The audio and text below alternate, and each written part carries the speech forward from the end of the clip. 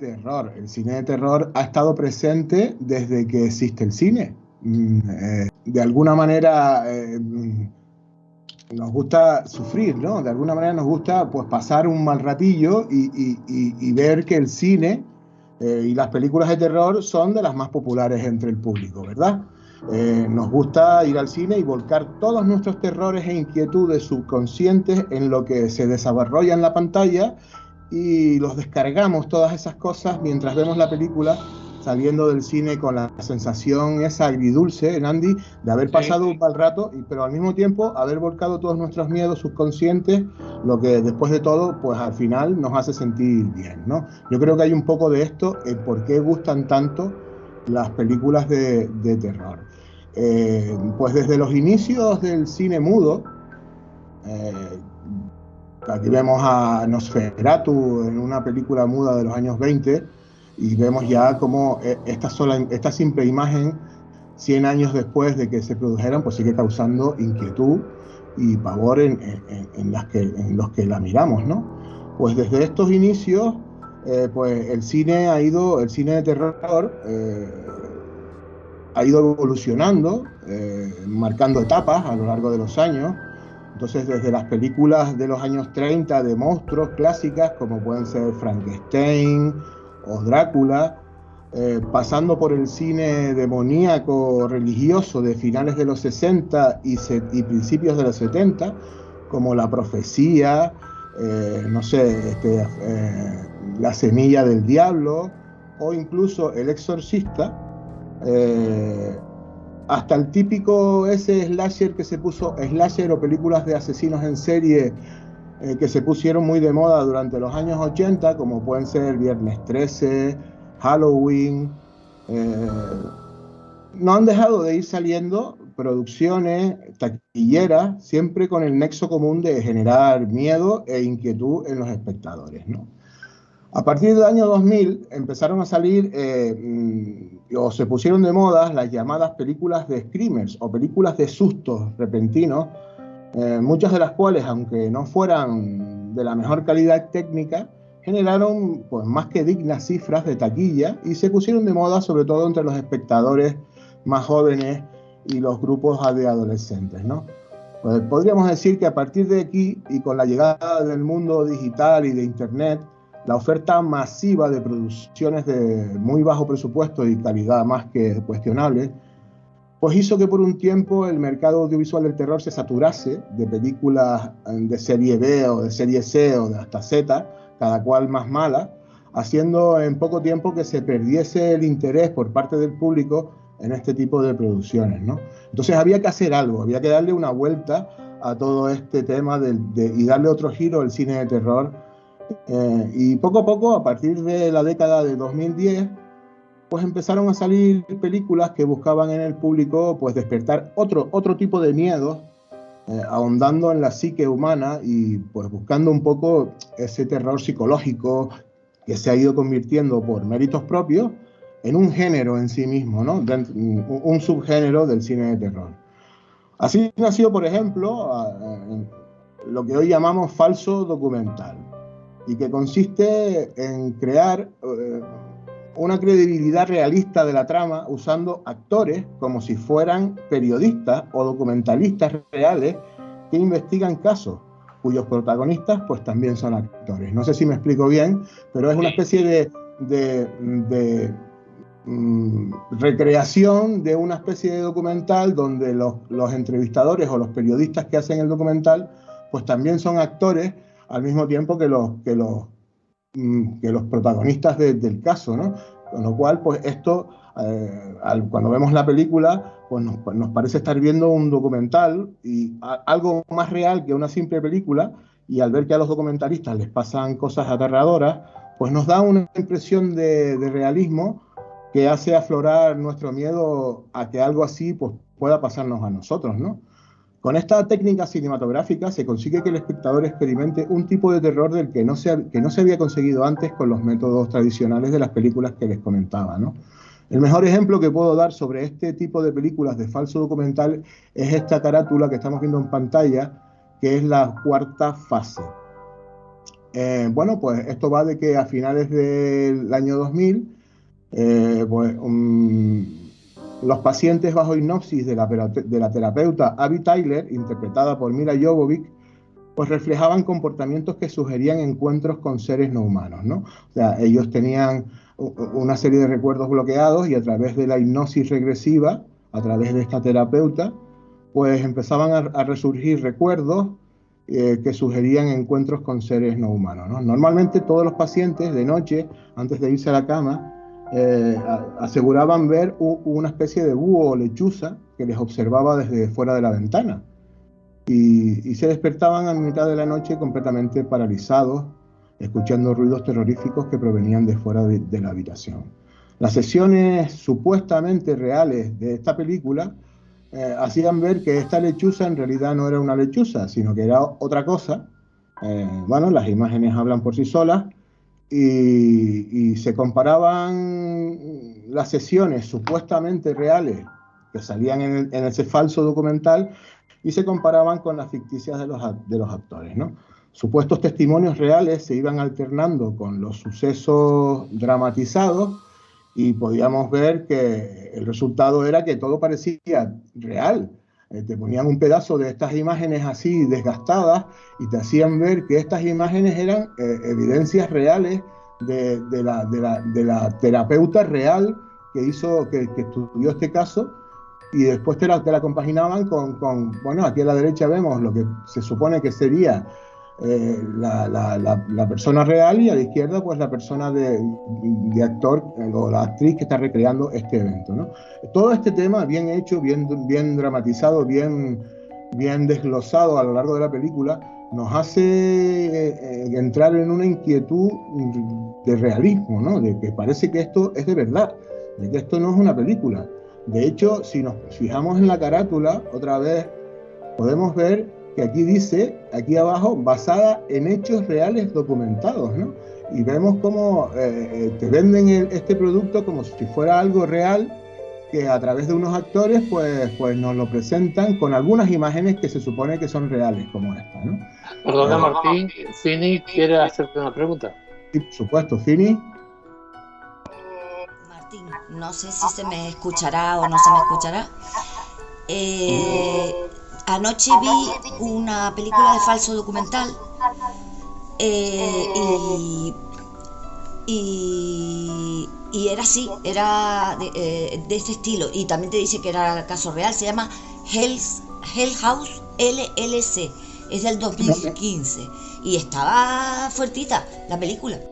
Sí, porque es que la técnica que utilizan estas producciones, Fini, es hacerte de alguna manera ver como que hay cierta realidad en todo este tema, ¿no? Y en realidad es totalmente falso, todo es una ilusión creada por estos productores que han visto en esta técnica una manera de causar miedo de una manera distinta al miedo que estábamos acostumbrados a ver con las películas clásicas de terror, ¿no? Por eso quise llamar a este tema el nuevo cine de terror, porque ejemplos como este ven que los productores han utilizado su ingenio para buscar otras nuevas formas de causar terror en los espectadores, ¿vale? Fini, ¿no tienes más preguntas que hacer? Vale. Carlos Soriano, por favor. Pues sí, hacer solo una puntualización. Es cierto, hay varias. De hecho, posteriormente se ha popularizado el falso documental relacionado con el mundo del misterio, con bestias como el Yeti, como el Hobbit, como la Sirena, y de hecho, hasta tal punto que alguien me ha comentado, alguien conocido del equipo, muy asombrado por uno de esos falsos documentales, ¿vale? Porque se muestran imágenes, concretamente el de la sirena. La productora que está detrás se llama Animal Planet, si no recuerdo mal, y está especializada en este tipo de falsos documentales. Pero claro, tienes que fijarte bien en ciertas cuestiones, como por ejemplo que a veces el actor principal o la actriz principal ya la has visto en otras películas, entonces dices tú, esto no... Pero bueno, quitándose aparte, alguien muy asombrado sobre ese documental estaba convencido de que lo que había visto en ese documental era real. O sea, es realmente es una temática realmente, o sea, un medio realmente efectivo, ¿vale? Lo digo como cinéfilo que soy y porque, bueno, en cuanto a solo una puntualización, en cuanto a la película en cuestión de la cuarta fase, solo hay un hecho real de toda la película, ¿de acuerdo? Y es que en esa zona concretamente en la que se desarrolla la película, que es un sitio que se llama Nome, que está en Alaska, en los años 80 desaparecieron un grupo determinado de personas, ¿de acuerdo? Casi todas eran indígenas, o sea, hay una comunidad india muy importante allí. De hecho, Nome tiene dos sheriffs, un sheriff americano y otro nativo. Y fue un caso bastante polémico. Llegó incluso a aparecer por allí el FBI en plan Mulder y Scully, porque se empezaron a lanzarse todo tipo de teorías, incluyendo la de que habían sido abducidos, ¿vale? Sin embargo, la película cuando se estrenó, y ya terminó, bueno, indignó bastante a la comunidad india cuando intentaron estrenarla en los cines de allí de Nome, que supongo que habrá solo una sala de cine, porque no es que sea una ciudad muy grande. Pues se enfadaron mucho, ¿vale? Porque que realmente es a sus ancestros fallecidos, vaya, porque luego el FBI pues dio la resolución de muchos de los casos, no habían sido abducidos por extraterrestres, y que todo lo que estaban inventando en la película, pues evidentemente era poco menos que una burla hacia sus ancestros. Pero causó una gran sensación la etiqueta de basada en hechos reales, eso sí. Y esa etiqueta, supongo que hablarás de algunas películas que la han utilizado, aún no siendo Lo que sí que es exactamente verdad, reales. Carlos, perdona, estadísticamente, si pusiéramos ahora mismo una gráfica por condados estadounidenses, las personas desaparecidas por año, estoy seguro de que Nome, en Alaska, generaría un pico que sobresaldría por encima de todas las demás, ¿no? Porque sí que es verdad, y esto es un dato real, que hay una serie de desapariciones en esa zona de tal que desaparece la gente sin dejar ningún rastro, no aparecen cadáveres ni aparece absolutamente nada, y es un enorme misterio que ya te digo que rompe con todas las estadísticas porque se habla del triángulo de Alaska y tal, pero también hay que tener en cuenta que Nome está, si no dentro, está muy cerquita del círculo polar ártico, ¿de acuerdo? Sí. Hay un momento determinado del año en la que durante 3 meses no ven el sol. Es muy fácil, de hecho, algunos de los casos investigados en esa época por el FBI encontraron algunas de las víctimas dentro de su coche, en una calzada, ¿vale? De una de las carreteras principales que conduce a la ciudad, entre esa población y otra, con varios metros de nieve encima, ¿de acuerdo? Se cayó, se quedó inconsciente y durante la noche murió congelado. Y nadie se enteró. Entonces, quiero decir, digamos que hay ingredientes factibles para que alguien desaparezca y sea difícil de encontrarlo, ¿no? Por puntualizar. Sí, pero bueno, sí. no quiero monopolizar la historia con esta película, pero es muy interesante como para dar más realismo a la película, ¿vale? Buscan un hecho real, histórico, ¿vale? Que da peso al resto del relato, ¿de acuerdo? Sí. Que es lo que busca en esencia esto del falso documental. Si me permite, Martín Díaz también quería hacer una pregunta. Bueno, sí, más que una pregunta, yo creo que una de las precursoras también fue el proyecto de la Bruja de Blair, ¿no? Hace muchísimos, porque yo me acuerdo que yo soy muy cagón, como todos sabréis, yo soy bastante comedido y a mí no me dijeron que esa película era falsa y la tomé como un documental y la verdad es que salí un poquito escaldadito de la experiencia.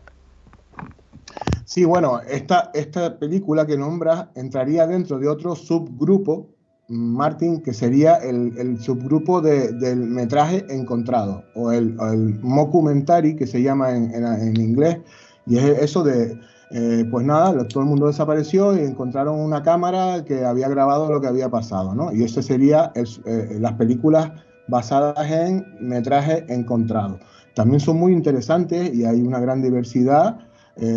También forman parte de ese nuevo terror del cual el cine pues se ha intentado aprovechar Pero personalmente no quise comentarla porque es muy evidente y es verdad que por lo menos por encima sí tenía que haber dicho que el proyecto de la Bruja de Blair, al finales de los años 90, principios de los 2000, pues fue una rara habilis entre todas esas películas de sustos que tanto se estaban dando en las taquillas, ¿no? Es verdad que fue una precursora, tienes toda la razón, de un subgénero que se llama metraje encontrado. Y es verdad que también explora otros tipos de terror que se salen de lo clásico. Gracias, Martín, por esa puntualización que viene muy a cuento, ¿vale? Yo si les parece, pues voy a seguir compartiendo la pantalla para hablarles de otro tipo de terror alternativo de vanguardia que tiene que ver, cómo no, con las redes sociales, con las nuevas tecnologías. Y hablando de estas, pues ya no es nada novedoso, ¿no? Decir que son parte activa de nuestra vida cotidiana y de nuestros hábitos como especie gregaria, ¿no? Como lo que somos, que es la humanidad del siglo XXI. Y con la que muchos son incapaces de vivir sin ellas hoy en día o de relacionarse socialmente cara a cara, o sea, en trato directo o trato humano con quien consideramos amigos, sin impedimentos o sin realizar un gran esfuerzo, ¿no? De tan habituados que estamos a hacerlo a través de estas plataformas de interacción social que nos protegen detrás de un teclado o detrás de un dispositivo, sin necesidad, como decía, de ese trato directo o humano con las demás personas. Durante este confinamiento mundial que vivimos, por desgracia, en todo el planeta, las conversaciones y quedadas a través de aplicaciones de videoconferencia se multiplicaron por 10.000, ¿no? En esos días de incertidumbre mundial, cuando estábamos todos en casa encerrados, yo creo que todo el que tenía un dispositivo y conexión, pues usó las videollamadas por Skype, Zoom y otras muchísimas plataformas para ver y conversar con sus familiares y amigos, haciéndose de improviso auténticas veladas virtuales donde hacíamos de todo, ¿no? Desde contar historias hasta hacer repostería y usar nuestros hornos, algunos quizás por primera vez en su vida, ¿no? Bueno, no cabe duda que estas herramientas de videoconexión pues fueron un regalo, ¿no? Y un arma efectiva contra la soledad en pleno confinamiento, causando un auténtico furor en esas semanas que todos vivimos sin salir de casa. De alguna manera, pues no nos sentíamos tan solos, ¿no? Bueno, pues partiendo de esta premisa y de estas situaciones, nace Host. Host es una película, es un mediometraje de apenas 57 minutos, que va directo al grano, ¿no? Y sin preámbulos nos muestra a un grupo de amigas en Zoom, en esa situación de confinamiento que les comentaba, que se conectaban pues periódicamente todas las noches entre ellas, pues, para lo típico, para chismorrear, para hablar de novios, para hablar de cosas así banales o un poco, no sé, poco importantes, y tras múltiples conexiones y conversaciones, ante la falta ya de nuevos temas de los que hablar, pues se les ocurre una noche invitar a una medium para hacer una sesión de espiritismo virtual a través de Zoom. Bueno, pues tras los esperados chascarrillos del principio y las bromas del principio, al final pues se lo empiezan a tomar en serio y empiezan a seguir las instrucciones de la medium, ¿no? Bueno, pues durante el metraje, viendo la película, pues vemos que empiezan a ocurrir cosas inquietantes en los distintos domicilios de las participantes, que vemos en pantalla. Esto es un fotograma real de la película. Y todo desemboca, no quiero hacer spoiler ni destriparle las películas que estoy recomendando a nadie, con lo cual intento no dar muchos detalles de la trama, pero bueno, pues podríamos decir que ocurren cosas inquietantes y que todo desemboca en un final de lo más aterrador, ¿no? Vamos a dejarlo ahí. Bueno, pues este es un nuevo estilo, nuevo y perturbador de estilo de generar inquietud, ansiedad y miedo en los espectadores, que nos sentimos identificados de inmediato con los personajes al ver esto y que no dejamos de preguntarnos durante toda la película, ¿y si esto me pasase a mí durante una de las conversaciones que tengo con mis amigos en Skype o en Zoom? Bueno, pues para los fans del cine de terror, estos nuevos estilos que han surgido en esta última década, pues han supuesto un soplo de aire fresco, ¿no?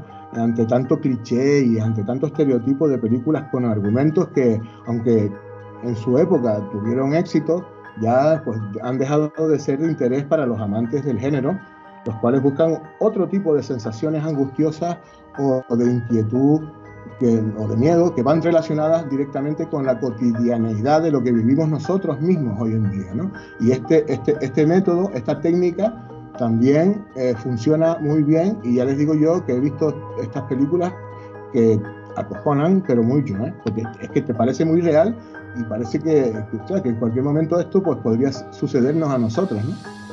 Bueno, pues para seguir ahondando un poco en todo esto, digo entre comillas, no dejes de hablar del cine coreano. Me insistía una y otra vez mi hijo Albert cuando me asesoraba sobre este tema del cine de terror, tema del que es, con 24 años que tiene, pues un auténtico experto, según yo lo veo. Y no es porque yo sea el padre de la criatura, vamos a ver, sinceramente creo que es la pura verdad. Él es un fanático del cine y sí, pues tiene toda la razón. Yo también pienso que el cine coreano se merece un capítulo entero dedicado a él en este tema.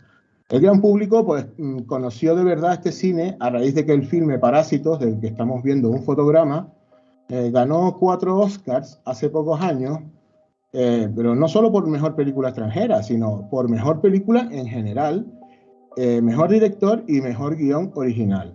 Pues siendo la primera vez en la historia que sucedía algo semejante, ¿no?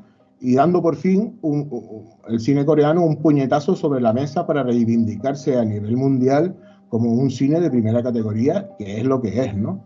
La verdad es que yo tuve la suerte, gracias a Albert, a mi hijo Albert, de conocer y disfrutar el cine coreano pues, muchos años antes de los galardones hollywoodienses de Parásitos, ¿no? La verdad que cuando me introduje en ella, la cultura coreana, del sur obviamente, me atrapó de inmediato. ¿Por qué? Porque los coreanos tienen una crudeza y una honestidad y una falta de hipocresía a la hora de mostrarse que se diferencia mucho de otras culturas de su entorno, como por ejemplo la japonesa, ¿no? Los japoneses son mucho más hipócritas, de alguna manera, esconden sus verdaderos sentimientos y muestran todo como todo lo que es protocolario, y realmente se esconden sus verdaderas caras, sus verdaderas formas de ser, no las vemos y es muy difícil de verlas, ¿no? En cambio los coreanos es todo lo contrario, ellos de una forma totalmente cruda, sin ningún tipo de filtro y con total honestidad y crudeza, pues te muestran realmente cómo son, y esto plasmado en el cine, pues la verdad es que es algo que para tener muy en valor y es muy de agradecer, ¿no? Bueno, en definitiva, los personajes de las producciones coreanas de la última década reflejan un realismo exótico y muy convincente, que con el valor añadido de la exquisitez en la producción técnica, en la fotografía y el cuidado en los detalles de los productores o de los cineastas, pues hace que sea imposible no enamorarse de las películas coreanas, ¿no? Hay tantos títulos que voy a obviar los más conocidos, ¿no? Para presentarles El extraño. Este es una producción que nos mete de lleno en la Corea profunda, en la Corea del Deep Country, lejos de las grandes urbes y el modo de vida occidental, donde los ritos y costumbres ancestrales continúan con fuerza condicionando la vida de las gentes que allí viven, ¿no? Pues con esa naturalidad y esa honestidad que se muestra en los personajes, afrontando situaciones límite, creadas para el espectador con suma excelencia técnica, y crean un ambiente donde el estupor de los personajes y del espectador se entremezclan, y de nuevo sentimos ese terror psicológico que va más allá de lo que conocíamos y que nos remueve en el asiento del cine, volviendo a sorprendernos y a sentir esa sensación de terror primario que tanto echábamos de menos los amantes del género, ¿no? Bueno, no quiero hacer esto muy largo. Yo les recomiendo encarecidamente que vean o que se busquen todas estas películas que les estoy comentando, porque ninguna tiene desperdicio y ninguna va y todas ellas van a causar algún tipo de reacción en los que la vean, ¿no? Bueno, pues para terminar quería hacer una mención al cine español de terror, ¿no? Que es un cine que también en estos últimos años se ha subido al tren de las nuevas tendencias del género de terror, y con directores como Paco Plaza o como Alex de la Iglesia o el mismo Amenábar, amén de otros, pues han sabido llevar a los espectadores a unas realidades creíbles, plausibles y aterradoras, que no tienen en absoluto nada que envidiar a las producciones más presupuestadas de la industria americana, ¿no? Me quedo por quedarme con un ejemplo reciente, para no escarbar en las decenas de producciones de calidad más que aceptable y marca España que nos llegan a tocar esas fibras del nuevo terror, y el reciente título de La abuela, del director Paco Plaza, estrenada hace muy poco tiempo, pues nos lleva a esos mundos siniestros que generan un film incómodo y aterrador sin tocar para nada lo sobrenatural, ¿no? Plaza sabe tocar perfectamente y como nadie esas teclas de nuestro interior más profundo, ¿no? Donde nuestra responsabilidad como familiar al cargo pues, nos obliga a ver y hacer cosas pues sumamente desagradables, pues que en realidad no queremos hacer, ¿no? Nos muestra la decadencia de la senectud desde un punto de vista hiperrealista, y centrándose de lleno en lo más desagradable de esta situación, y en lo que mucha gente teme y no quiere, pero debe hacer, ¿no? Para mí esta película es simplemente sublime. Y pues nada, pues aquí termina de momento este pequeño viaje por el cine, por el nuevo cine y las nuevas tendencias de cine de terror. Podría haberme extendido más, podría haber sacado más subgéneros, podría haber hecho muchas más cosas, pero yo creo que como ejemplo, como algo así rapidito y directo, creo que con lo que hemos comentado hoy queda bien claro que la naturaleza humana las peripecias que hacen los directores, los nuevos directores que están saliendo ahora, para que los que vemos cine no dejemos de perder el interés, siempre rebuscando en nuestro interior, en nuestras cosas más profundas, para generar esa inquietud y ese desasosiego que tanto nos gusta a los que nos gusta el cine. Hay una película posterior editada y que siguiendo el mismo marchamo, por decirlo así, con cámara en primera persona, y que tiene que ver con un fenómeno que fue real, que son las luces de Fénix, ¿vale? Un avistamiento ovni brutal. De hecho, hasta causó interpelaciones parlamentarias por parte de algún concejal o senador de la zona. Y se realizó un film. Hombre, yo lo vi porque soy un fanático de la ciencia ficción, porque tocaba, y del fenómeno ovni, evidentemente. Pero bueno, quiero decir que también la temática extraterrestre también tiene su parte dentro del cine de terror, vaya. Creo recordar, Carlos, que en esta ocasión usaron el formato de metraje encontrado, ¿no? Sí, cierto. Eran, creo que 2 investigadores que quieren subir a una montaña, concretamente en esa ciudad, porque en teoría, desde allí, pues se podría haber visto el avistamiento mejor, y porque se habla de ciertas desapariciones también que se han tenido en aquel lugar, lo cual ya te pone en sobreaviso de que, bueno, estos chicos van a ir a un lugar donde han desaparecido gente, pues a lo mejor deberían pensarse que pueden desaparecer ellos también, bueno, en fin.